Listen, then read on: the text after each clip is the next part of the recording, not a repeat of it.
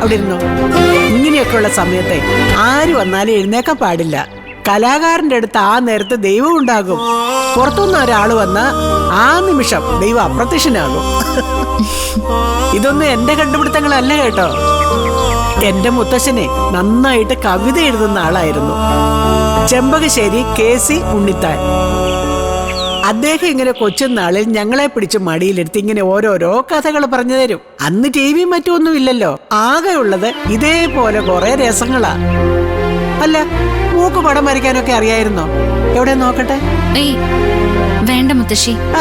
എന്നാലും ഒന്ന് നോക്കട്ടെന്ന്. നന്നായിട്ടുണ്ടാവില്ല. ആര് പറഞ്ഞു നന്നായിട്ടില്ലെന്ന്? അതിഗംഭീരമായിട്ടുണ്ടല്ലോ. ആദ്യക്കുട്ടിനെ നേരിൽ കാണുന്ന പോലെ തന്നെയുണ്ട്. മോള് പടം വരയ്ക്കാനൊക്കെ പഠിച്ചിട്ടില്ല? പിന്നെ എങ്ങനെ ഇങ്ങനെയൊക്കെ വരയ്ക്കാൻ പറ്റിയേ? ഊണിലും ഉറക്കത്തിലും ഒക്കെ അവൻ മനസ്സിലുള്ളത് കൊണ്ട് വെറുതെ പകർത്തി വെച്ചാൽ മതിയായിരുന്നല്ലേ. എന്തായാലും മുത്തച്ഛിക്ക് സന്തോഷമായി. നിന്റെ മനസ്സിലുള്ളത് നീ പകർത്തി വെച്ചപ്പോ എന്റെ ആദിമോന്റെ തീരുമാനം എത്ര ശരിയായിരുന്നെന്ന് എനിക്ക് വീണ്ടും ബോധ്യപ്പെടുക. ഇപ്പൊ ഈ ഭൂമിയിൽ ഏറ്റവും സന്തോഷിക്കുന്ന മുത്തശ്ശി ഞാനായിരിക്കും മോളെ. ഈ പടം ഞാൻ എടുക്കുക. അയ്യോ വേണ്ട മുത്തശ്ശി.